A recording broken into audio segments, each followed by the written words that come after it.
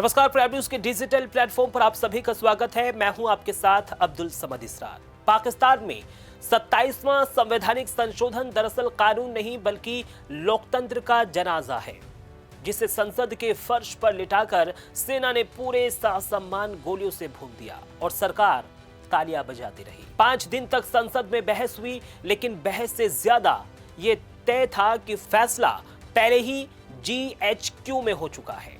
13 नवंबर को राष्ट्रपति आसिफ अली जरदारी ने इस बिल पर दस्तखत करके यह साफ कर दिया कि पाकिस्तान में राष्ट्रपति का पद अब सिर्फ रबर स्टैंप है। इस संशोधन के बाद अगर कोई ये कहे कि पाकिस्तान एक लोकतांत्रिक देश है, तो ये उसी तरह का झूठ होगा जैसे चुनाव में पारदर्शिता का दावा। सबसे पहले बात न्यायपालिका की, जिसे कभी संविधान का रक्षक कहा जाता था, अब उसे सरकार का चपरासी बना दिया गया है।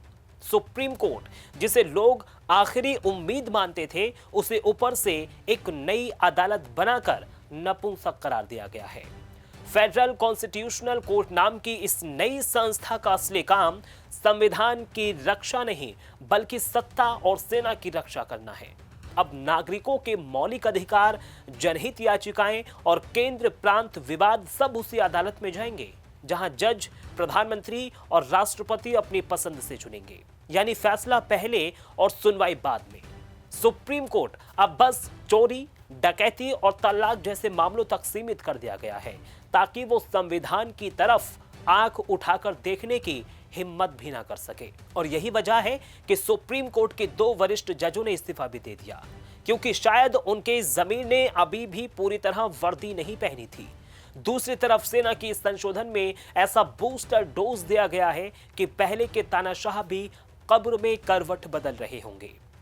Joint chief of staff committee को खत्म कर दिया गया, क्योंकि सामूहिक नेतृत्व सेना को रास नहीं आता। अब सब कुछ एक ही जनरल के हाथ में होना चाहिए। नेशनल स्ट्रेटेजिक कमांड यानी परमाणु हथियारों की चाबी भी सीधे सेना को सौंप दी गई है और नया पद बनाया गया है। नेशनल स्ट्रेटेजिक कमांडर का नियुक्ति प्रधानमंत्री करेंगे, लेकिन नाम सेना प्रमुख बताएंगे।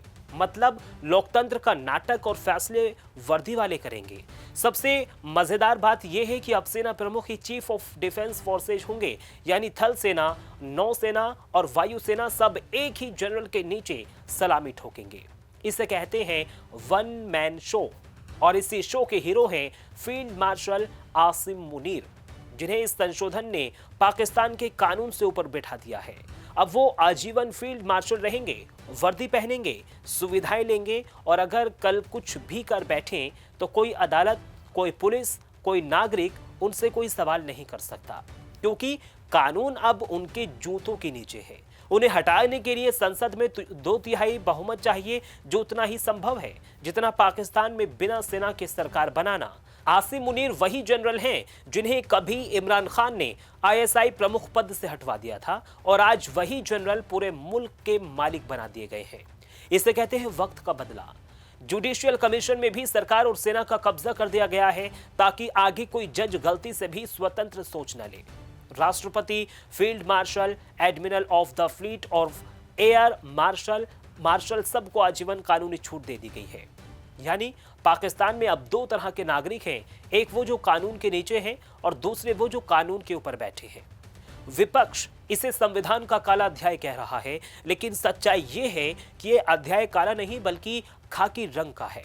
27वां संशोधन ये साफ संदेश देता है कि पाकिस्तान में न संविधान सर्वोच्च है, न संसद, न अदालत सर्वोच्च है, तो सिर्फ और सिर्फ वर्दी। और इस संशोधन के बाद अगर कोई ये पूछे कि पाकिस्तान में लोकतंत्र जिंदा है या फिर नहीं, तो जवाब सीधा है, लोकतंत्र जिंदा नहीं है, उसे पूरे संवैधानिक सम्मान के साथ दफना दिया गया है।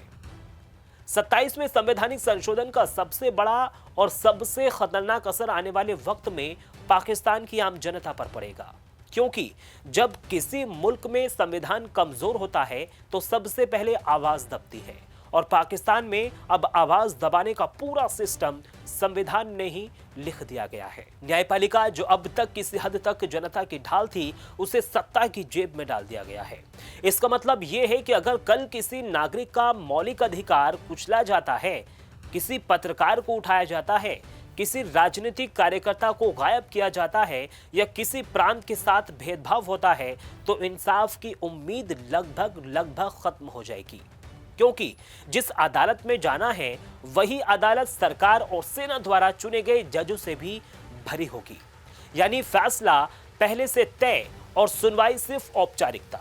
इसका सीधा असर यह होगा कि पाकिस्तान में डर का माहौल गहरा होगा, लोग बोलने से डरेंगे और इसी के साथ सवाल पूछने से डरेंगे और धीरे धीरे लोकतंत्र सिर्फ किताबों और भाषणों तक सिमट जाएगा।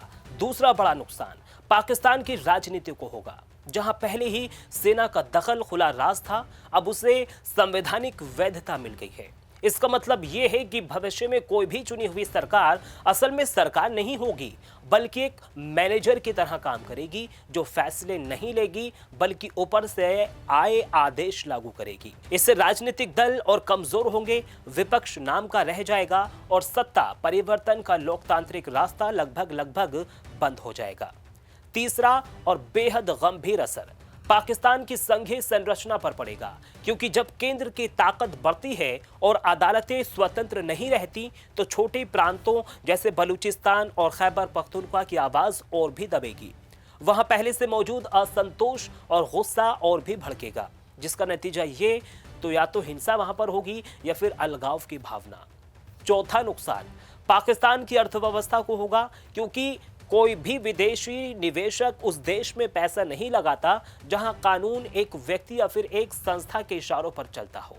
जब अदालतें स्वतंत्र नहीं होंगी, फैसले पारदर्शी नहीं होंगे और सत्ता जवाबदेह नहीं होगी तो निवेश भागेगा, बेरोजगारी बढ़ेगी इसके बाद, और फिर महंगाई आम आदमी की कमर तोड़कर रख देगी।